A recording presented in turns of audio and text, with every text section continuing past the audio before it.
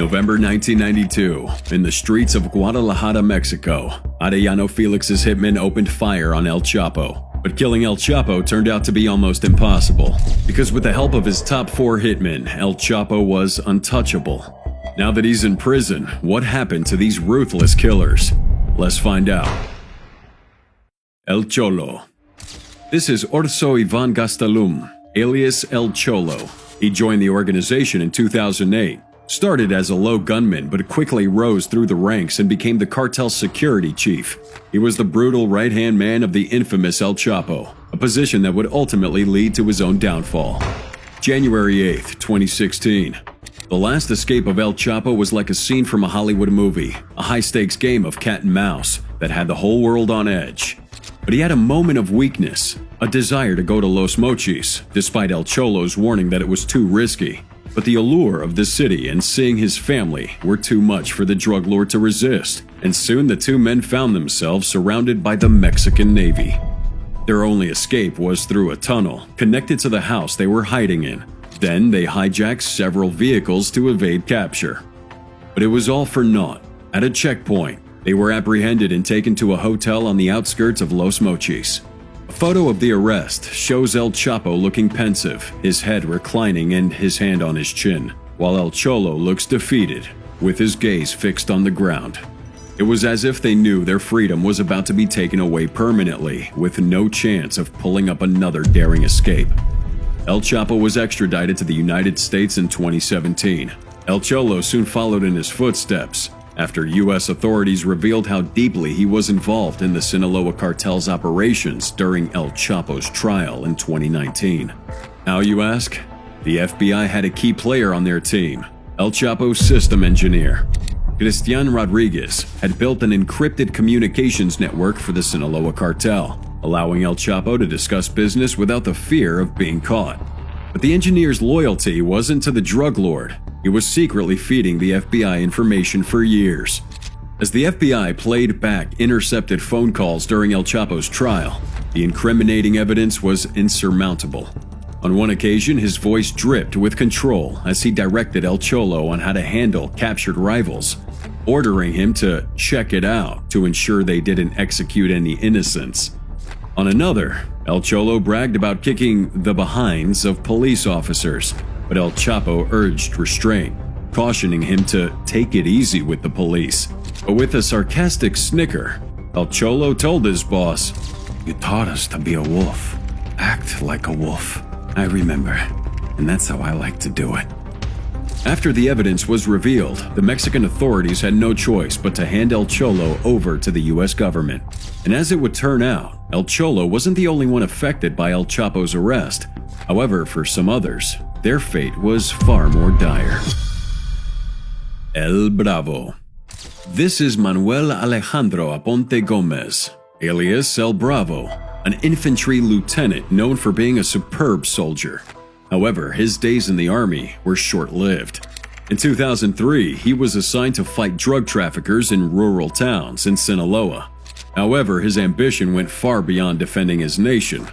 There, he met the man himself, El Chapo, who made him an offer he couldn't refuse. And El Bravo wasted no time deserting the army and joining the other side of the law. In 2006, during a skirmish near Moynora Hill, El Chapo was being hunted down by dozens of army troops. The firefight that ensued was said to have lasted for hours, with only those who knew the terrain well being able to move under the cover of nightfall. That night, El Chapo managed to escape, only thanks to the help of El Bravo's well-trained group of gunmen, who knew the mountain like the backs of their hands. After this incident, El Bravo rose to become the head of El Chapo's escort, and his name began to be mentioned in military circles. The military saw his betrayal as a personal affront and a backstabbing of their own, and they were determined to bring him to justice at any cost. As an officer and a graduate of the military college, El Bravo was well suited to organize and train the escorts for El Chapo's organization. He was known for his expertise in logistics, equipment, and intelligence gathering. He helped El Chapo to escape on many occasions by building several tunnels around northern Mexico. And when the noose finally tightened around El Chapo, El Bravo wanted to step in his boss's shoes. But little did he know that soon he was going to come face to face with a fate far worse than rotting in a U.S. prison. April 9th, 2014. The news of a chilling discovery leaked to the media. The bodies of 3 men were found, brutally murdered with clear signs of torture, in a block factory near La Cruz de Elota. The absence of shell casings on the scene suggested that the killings had taken place elsewhere, and the bodies had been disposed like garbage. But these weren't just any men. One of them was none other than El Bravo. Even with identification found on him, authorities had to confirm his identity through his fingerprints, as the body's condition made him almost unrecognizable. El Bravo's murder raised serious concerns about an increase in drug violence. The speculation was rife that different factions within the Sinaloa Cartel were competing for power, and rival drug gangs were seizing the opportunity to exploit the organization's perceived vulnerability after El Chapo's capture. Some locals in Sinaloa claimed that El Bravo failed to protect El Chapo in February 2014 when he was captured. As a result, El Bravo lost his position and perhaps his life as well. Another theory involves a cartel member who allegedly worked as El Chapo's personal secretary. He claimed that El Bravo fought for rule over the Sinaloa Cartel after El Chapo's arrest. And before El Bravo was murdered, the secretary warned of a possible confrontation between El Bravo and Damaso Lopez Nunes, aka El Licenciado.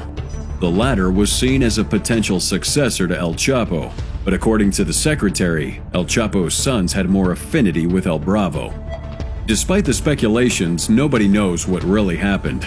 But one thing remains for sure. The impact of El Chapo's capture was far-reaching and devastating. And the list of those impacted by it doesn't end here. El Jaguar. This is Jose Antonio Torres Marufo, alias El Jaguar. Currently, he's being held behind bars at a maximum security prison in El Paso after being extradited from Mexico. But what did he do to earn such a fate?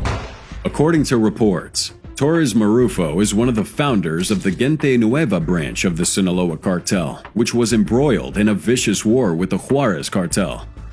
The bloody conflict, which took place between 2008 and 2012, left around 10,000 people dead and transformed the city into one of the most dangerous places on earth.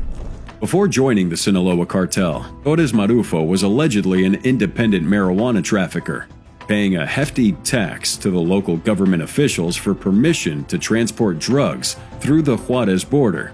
When the war broke out, Torres Marufo formed the Gente Nueva to support the Sinaloa Cartel, and under the guidance of El Chapo, he became the cartel's regional boss in Juarez.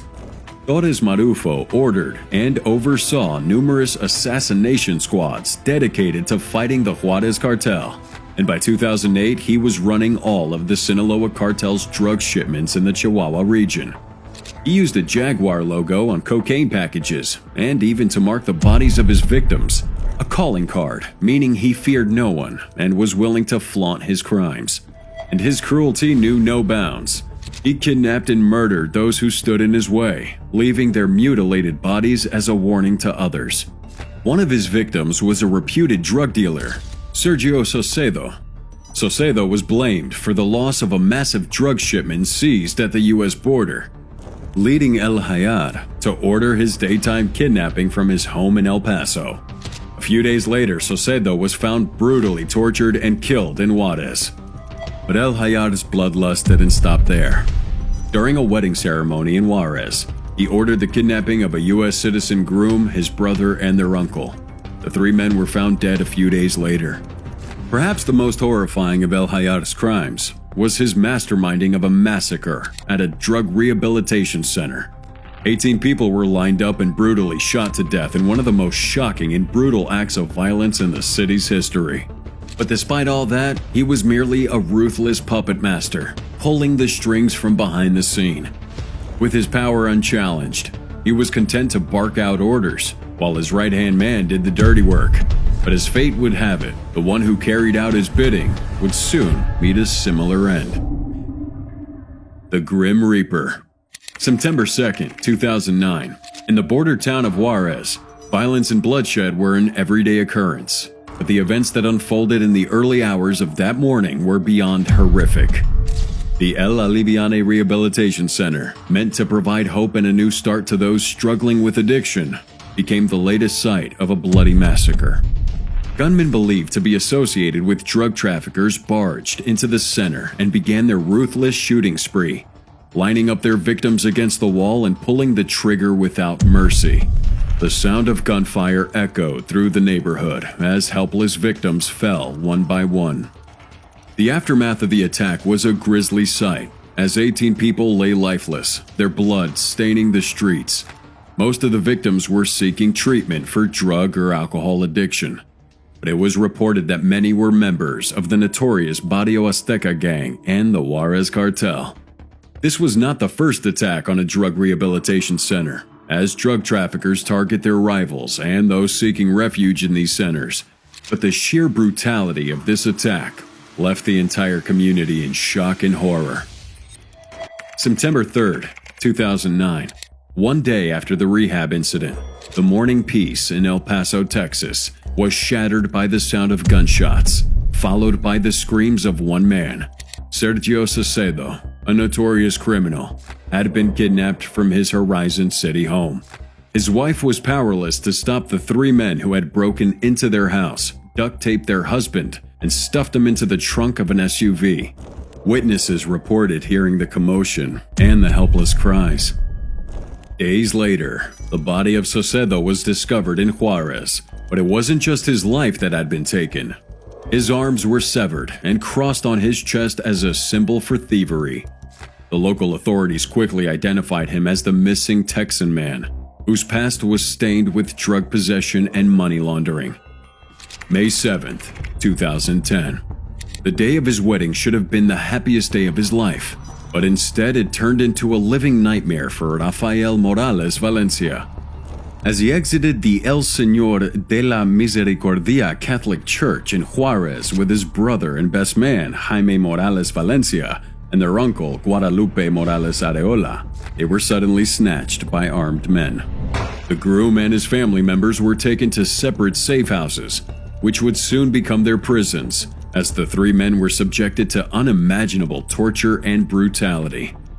And why? For nothing more than being suspected of belonging to the Juarez Cartel. Days later, the tortured bodies of the three men were found in the bed of an abandoned pickup truck. All those gruesome acts were perpetrated by the hands of one man, Mario Iglesias Villegas, the Grim Reaper. He was the leader of a group of ruthless sicarios working for the Sinaloa Cartel and the trusted right-hand man of El Hayad. The Grim Reaper is believed to have been involved in the deaths of thousands of people between 2008 and 2011. For years, he and his boss, El Hayad, were among the most wanted fugitives in the El Paso division of the DEA. Finally, in 2014, they were caught and extradited to the U.S. to face justice.